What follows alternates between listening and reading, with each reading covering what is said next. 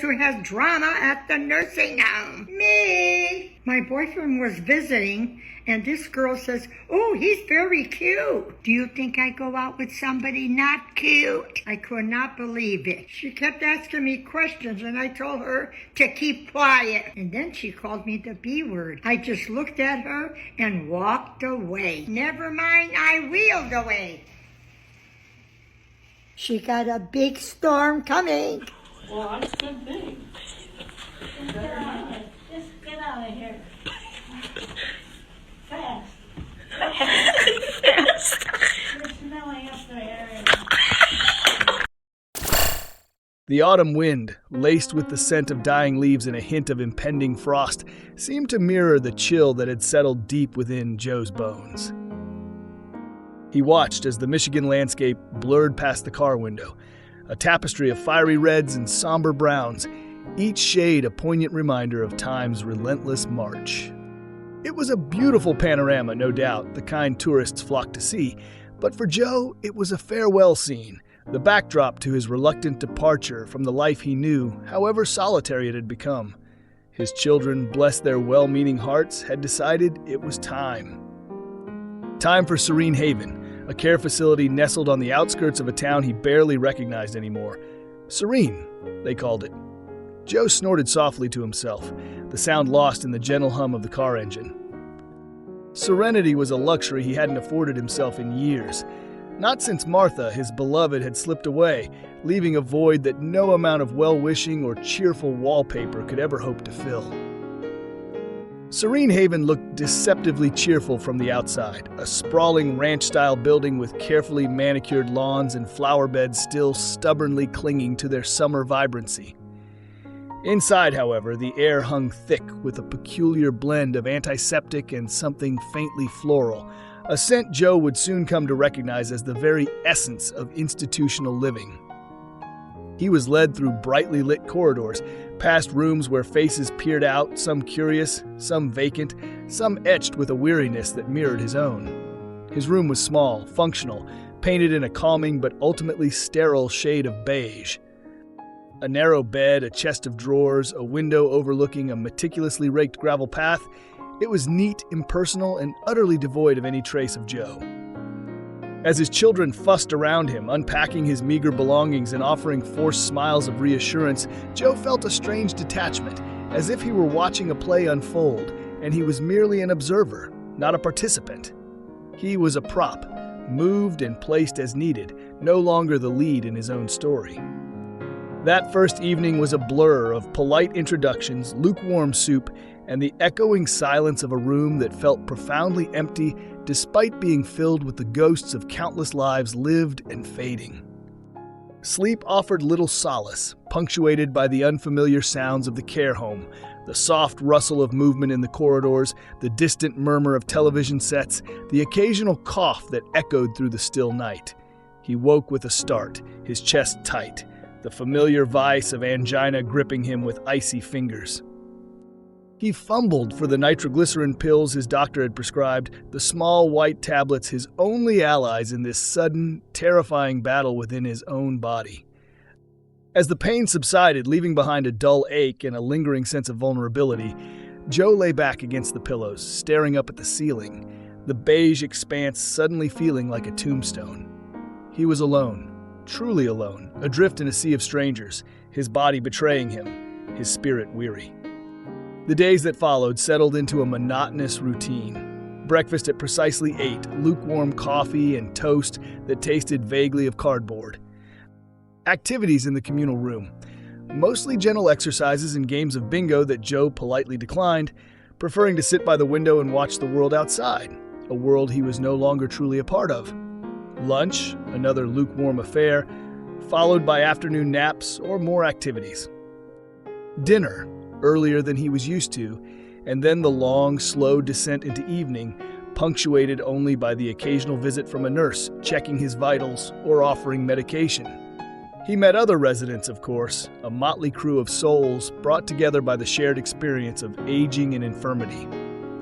There was Mrs. Gable, a sweet, forgetful lady who constantly mistook him for her late husband, and Mr. Henderson, a gruff, wheelchair-bound man with a surprisingly sharp wit and a penchant for conspiracy theories. They were company of sorts, but their conversations felt superficial, lacking the depth and intimacy of true connection. Joe felt like a ghost in his own life, politely interacting, but never truly engaging, always holding himself at arm's length, afraid of further disappointment, further loss. Then there was Sarah.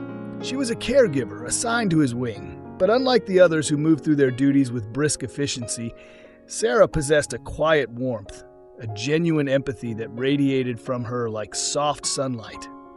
She was young, perhaps in her late 20s, with kind eyes that crinkled at the corners when she smiled, and a gentle touch that belied a quiet strength. She always made time for a brief conversation, asking about his day, his comfort, his needs, her voice a soothing balm in the sterile environment. She noticed the small things, the way he preferred his tea, the book he was trying to read but couldn't quite focus on, the subtle shift in his mood. One afternoon, as he sat by the window, the autumn light casting long shadows across the room, he felt another wave of angina wash over him, sharper this time, more insistent. He gasped, clutching his chest, his breath coming in ragged bursts. Before he could even reach for his pills, Sarah was there, her presence a sudden, reassuring anchor in his swirling world of pain. Her eyes were filled with concern, her voice calm but urgent as she helped him to his feet and guided him gently towards his bed. "Mr. Joe, are you all right? Can you hear me?" Her voice was close, grounding him, even as the pain threatened to pull him under. He nodded weakly, his vision blurring at the edges. Sarah efficiently retrieved his nitroglycerin, placing a tablet under his tongue, her touch gentle but firm. She stayed with him, her hand resting lightly on his arm, monitoring his breathing, her presence a silent reassurance. As the nitroglycerin did its work, easing the crushing pressure in his chest, Joe felt a wave of exhaustion wash over him, leaving him weak but profoundly grateful. When he finally felt stable enough to speak, his voice was a raspy whisper. "Thank you, Sarah," he managed, his gaze meeting hers, finding warmth and genuine concern in their depths. You were there so quickly." Sarah smiled softly, her eyes still filled with worry. "It's my job, Mr. Joe, to take care of you." But her eyes said more than just duty. In that moment, a silent understanding passed between them, a flicker of something more than just caregiver and patient. From that day on, Sarah's attentiveness towards Joe deepened. She made it a point to spend a few extra minutes with him during her rounds, reading aloud from his book, or simply sitting in comfortable silence, offering a comforting presence. She learned his routines, his preferences, even his unspoken needs. She knew when his angina was acting up even before he did, noticing the subtle changes in his breathing, the slight pallor in his complexion. She would bring him his favorite chamomile tea in the evenings, or a small dish of vanilla pudding, knowing it was one of the few things that still brought him a flicker of pleasure. He, in turn, found himself looking forward to her visits, his days now punctuated by the anticipation of her gentle smile and her soothing voice. He started to feel a warmth bloom in his chest that had nothing to do with angina, a fragile bud of hope unfurling in the barren landscape of his heart. One afternoon, Sarah found Joe sitting by the window, his brow furrowed with worry. He was holding a letter, his hands trembling slightly. "Is everything all right, Mr. Joe?" she asked gently, settling down beside him. Joe sighed, handing her the letter. "It's from my daughter, Emily," he explained, his voice laced with a familiar sadness. They want to sell my house, the one I shared with Martha. They say it's too much upkeep, too much for them to manage from so far away." Sarah read the letter, her expression softening with sympathy. She understood. The house held memories, a lifetime of them. It was more than just bricks and mortar. It was the tangible embodiment of his past, his love, his life with Martha. Letting it go felt like severing another tie to the life he had known. "I'm so sorry, Mr. Joe," she said softly, handing the letter back to him. "That must be very difficult." Joe nodded, his gaze fixed on the gravel path outside. It's like they're selling off my memories piece by piece," he whispered, his voice thick with emotion. Sarah reached out and gently placed her hand over his, her touch warm and comforting. "Your memories are yours, Mr. Joe," she said, her voice firm but gentle. "No one can take those away from you. They live here." She tapped her chest gently. "And here," she touched his temple. "Your house may be bricks and mortar, but your memories are made of something much stronger." Her words, simple yet profound, resonated deeply within him. He looked at her, really looked at her, and saw not just a caregiver, but a woman with a deep well of empathy and understanding. In that moment, the fragile bud of hope within him began to unfurl a little further, its petals reaching towards the unexpected sunlight Sarah had brought into his life. Weeks turned into months, and the bond between Joe and Sarah deepened into something unspoken but undeniable. She started staying a little longer after her shift, sharing stories about her day, her dreams, her life outside the care home. He, in turn, opened up about his past, his joys, his regrets, his love for Martha, sharing pieces of himself he hadn't revealed to anyone in years.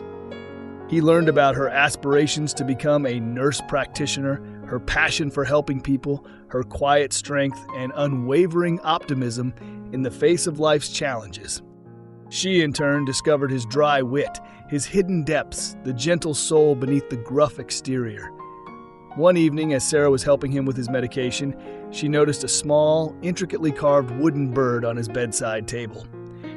"That's beautiful," she said, picking it up, admiring its delicate craftsmanship. "Did you make this?" Joe smiled, a rare and genuine smile that lit up his face and made him look years younger. "Yes," he admitted, a hint of pride in his voice. "I used to carve years ago. Martha loved birds. I made it for her." Sarah traced the smooth lines of the bird with her finger, her eyes filled with admiration. "It's amazing, Mr. Joe," she said softly. "You're very talented." "Call me Joe," he said suddenly, the words escaping his lips before he could fully consider them. Sarah's eyes widened slightly, a faint blush rising in her cheeks. "Joe?" she repeated, the name sounding unfamiliar yet strangely intimate on her lips. "Only if you call me Sarah," she countered, her smile playful. And just like that, the formal barrier between them dissolved, replaced by a warmth and intimacy that felt both exhilarating and terrifyingly vulnerable. He was Joe to her, and she was Sarah to him. The world outside Serene Haven might have been fading away, but within the confines of his small room, a new world was slowly, tentatively beginning to bloom. A world built on shared smiles, whispered confidences, and the unexpected, fragile promise of connection in the twilight of life. Their conversations became more personal, delving into their hopes, their fears, their dreams for the future, however improbable those dreams might seem at this stage of their lives. Joe found himself confiding in Sarah about his deepest anxieties, the fear of being a burden to his children, the loneliness that gnawed at him constantly, the gnawing awareness of his own mortality. Sarah, in turn, shared her own struggles, the financial pressures of nursing school, the emotional toll of caring for the elderly, the yearning for a life beyond the confines of Serene Haven. She spoke of her dreams of opening her own clinic one day, a place where she could provide holistic care, treating not just the body but also the mind and spirit. Joe listened, captivated by her passion, her drive, her unwavering belief in the power of compassion. He saw in her a reflection of the vibrant, hopeful young woman he had once been, before life had chipped away at his idealism, leaving him jaded and weary. One evening, as Sarah was helping him settle into bed, she noticed he was unusually quiet, his gaze distant and troubled. "What's wrong, Joe?" she asked gently, her voice filled with concern. He hesitated for a moment, then sighed, his shoulders slumping with resignation. "The doctor. He came by today," he said, his voice barely above a whisper. He said the angina is getting worse. The medication, it's not working as well anymore. He wants to talk to my children about hospice care." The word hung in the air, heavy and laden with unspoken meaning. Hospice, the final stop, the end of the line. Sarah's heart ached for him, for the fear and vulnerability she saw reflected in his eyes. She sat down on the edge of his bed, taking his hand in hers, her touch offering silent comfort. "I'm so sorry, Joe," she said softly, her voice thick with emotion. "That must be very difficult to hear." Joe nodded, his gaze fixed on their intertwined hands. "I'm not afraid of dying, Sarah," he said, his voice surprisingly steady.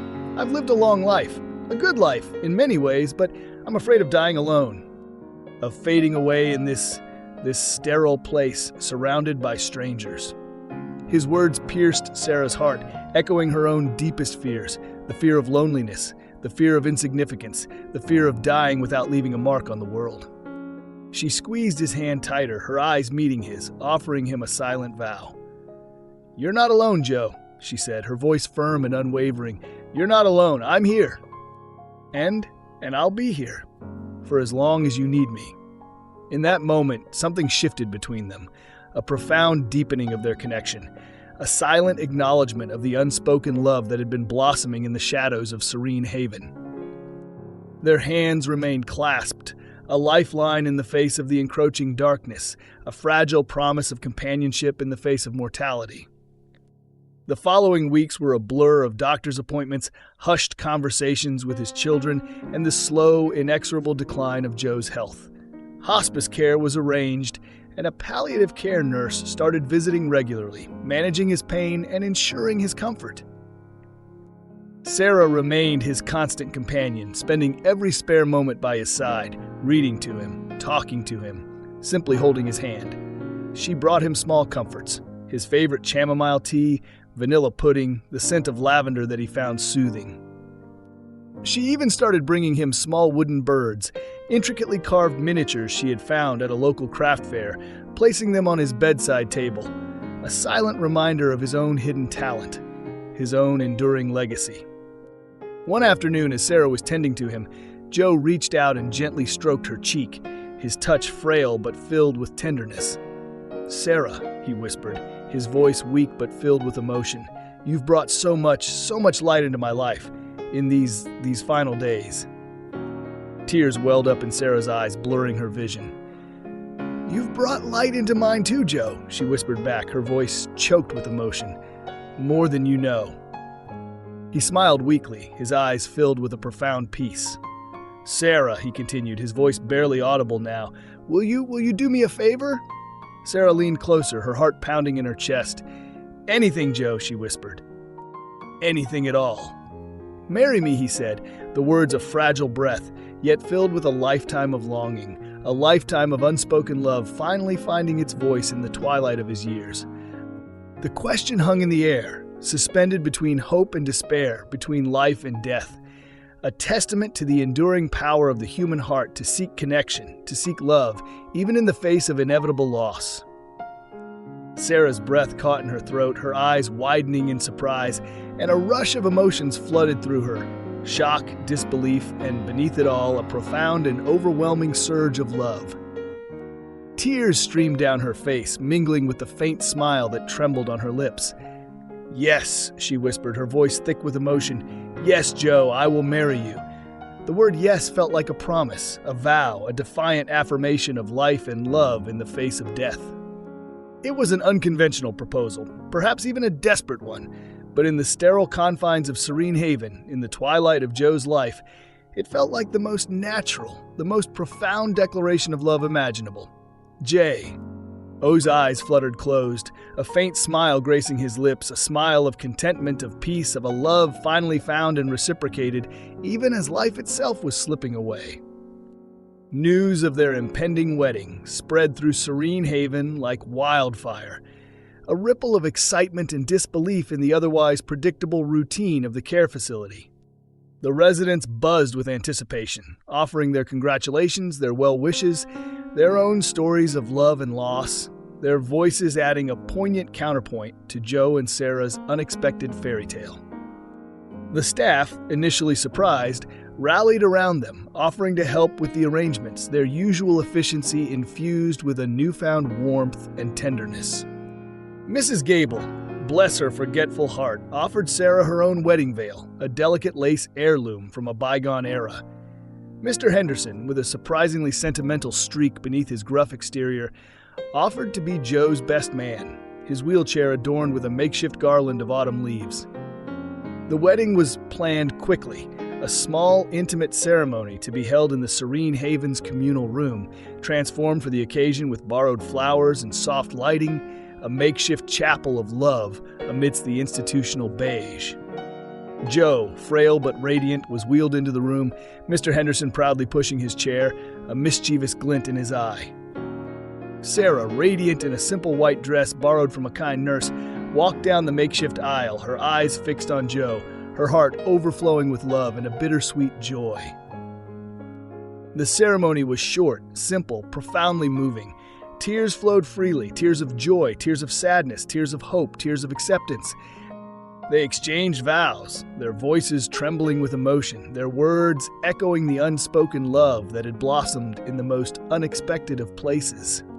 As they were pronounced husband and wife, a spontaneous round of applause erupted from the small gathering, a celebration of love's enduring power, its ability to transcend age, illness, and even mortality itself.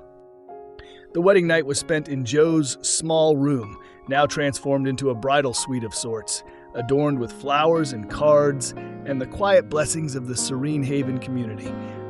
They lay side by side in Joe's narrow bed, holding hands, whispering stories, sharing a comfortable silence filled with a love that needed no grand gestures, no elaborate pronouncements.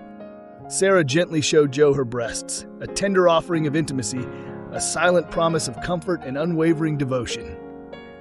Joe in turn held her close, his touch frail but filled with a lifetime of love, a lifetime of gratitude for this unexpected gift in the twilight of his years.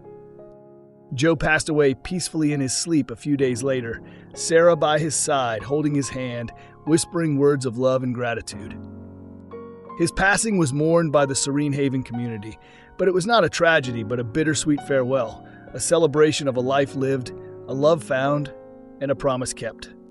Sarah, though heartbroken, found solace in the memories of their brief but profound time together, in the knowledge that she had brought light and love into his final days, and he, in turn, had shown her the enduring power of the human heart to love, to connect, to find meaning, even in the face of death.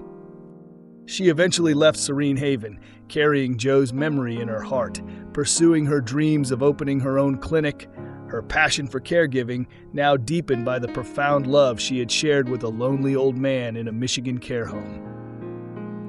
Their story, a poignant melody of love and loss, a testament to the unexpected beauty of life's grand performance, a reminder that love can bloom even in the most barren of landscapes, and that even in the face of death, life, in all its messy, chaotic, and beautiful glory, goes on. Thank you for watching. What are your thoughts on Joe and Sarah's story? Who is the character you found most fascinating? Share your opinions in the comments below. If you enjoyed this video, please give it a like, share it with your friends, and subscribe to our channel for more heartwarming and thought-provoking stories. Don't forget to check out our other videos for more explorations into the beauty, chaos, and mystery of life. Until next time, take care, and remember to cherish every moment.